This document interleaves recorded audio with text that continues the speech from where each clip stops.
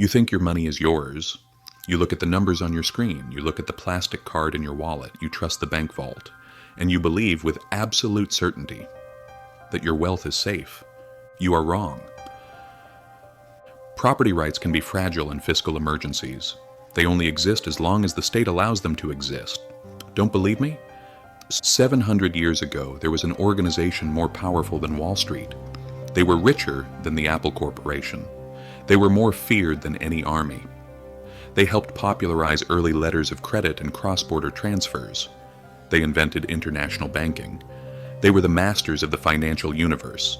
They were God's bankers. And then, in a single night, they were erased. Their assets were seized, their leaders were tortured, and their legacy was burned at the stake. Why? Not because a fair process proved them guilty, but because they made one fatal mistake.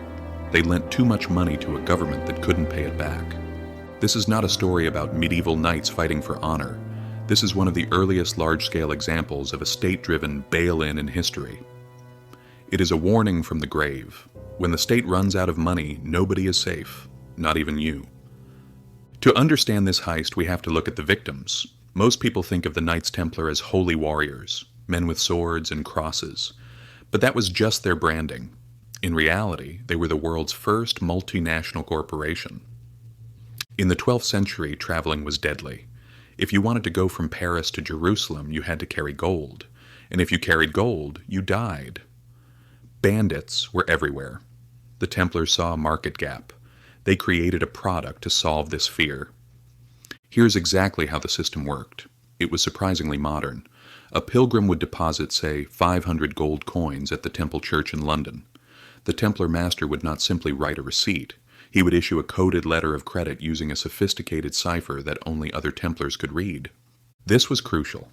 If a bandit stole the letter, it was worthless to him. It was the medieval version of end-to-end encryption. The pilgrim would travel across Europe, cross the Mediterranean, and arrive in the Holy Land. He would present his encrypted document to the Templar branch in Jerusalem. They would decode it, verify the signature, and hand him his 500 gold coins, minus a small transaction fee, of course. For the first time in history, wealth became information. It was no longer heavy metal that you had to drag around. It was data. This system exploded. It was efficient. It was secure. And it made the Templars insanely rich. The world rushed to give them money. Nobles left their estates to the order. Kings stored their crown jewels in Templar vaults. They paid no taxes. They answered to no king, only the Pope. But wait. In medieval Europe, charging interest on loans was a sin. It was called usury, and the Catholic Church banned it. So how did a religious order become a bank? They were smart. They found loopholes. They didn't charge interest. Instead, they charged rent for storing your money. Or they would lend you money in one currency, say French livre, and require repayment in another currency, like Jerusalem Bezan, adjusting the exchange rate to hide their profit. They weren't just warriors. They were financial engineers. By the year 1300, they owned 9,000 estates. They had their own fleet of ships. They were the Federal Reserve, the IMF, and the U.S. Army combined into one entity. If you are enjoying this deep dive into hidden history, please take a second to like the video. Thank you. They were untouchable, or so they thought. There is an old saying in finance, if you owe the bank $1,000, the bank owns you. If you owe the bank $1 billion, you own the bank. Enter King Philip IV of France. Philip was a man with expensive ambitions and an empty treasury. He waged endless wars against England and Flanders. Wars cost money. So he borrowed. He borrowed from private lenders and financiers. When he couldn't pay, he expelled them and seized their property. He borrowed from Italian merchants. When he couldn't pay, he seized their assets too. But his biggest creditor was the Temple. Philip owed the Templars a fortune so vast, it could never be repaid. The interest payments alone were crushing the French economy. The Templars had become the shadow government of France. To understand the king's humiliation, you have to picture the scene. The Templar headquarters in Paris wasn't just a bank, it was a fortress. It was a massive tower with walls so thick that during a riot in 1306, King Philip himself had to run to the Templars for protection. Imagine that.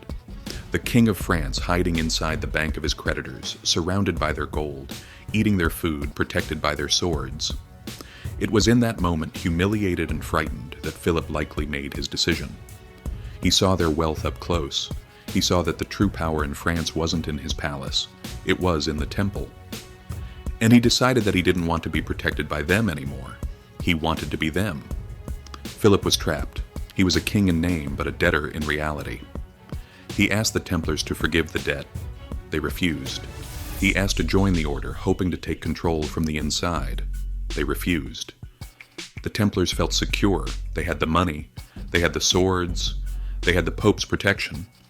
But Philip realized something terrifying, something that modern governments also know very well. Why pay your debts when you have the power to arrest your creditor? Philip prepared his move in absolute secrecy. He couldn't attack them for money. That would look like theft. He had to destroy their reputation first. He crafted a narrative.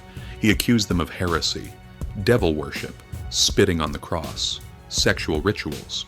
It was the medieval equivalent of a smear campaign, propaganda, politically motivated accusations, weaponized by the state. Then came the date that still haunts us today, Friday the 13th, October 1307. At dawn, sealed envelopes were opened by commanders across France. The orders were clear. Arrest them all. It was a decapitation strike. The financial elite of Europe were dragged from their beds in chains. There was no trial. There was only the Inquisition. The king's torturers went to work. They didn't want the truth. They wanted a confession. They needed the knights to admit to heresy so the king could legally seize their assets. Under the iron and the fire, the knights broke. They confessed to anything to stop the pain. With these confessions, Philip declared the order dead. The debt was cancelled instantly. The Templar treasury absorbed into the king's vault. The most powerful financial institution in history was liquidated overnight. The final act took place 7 years later, 1314. Jacques de Molay, the last Grand Master of the Temple, was brought out to an island in the Seine River in Paris. He had retracted his confession. He declared the order innocent, but it was too late. King Philip watched from his palace as the old man was tied to the stake. As the flames rose, a hush fell over the crowd.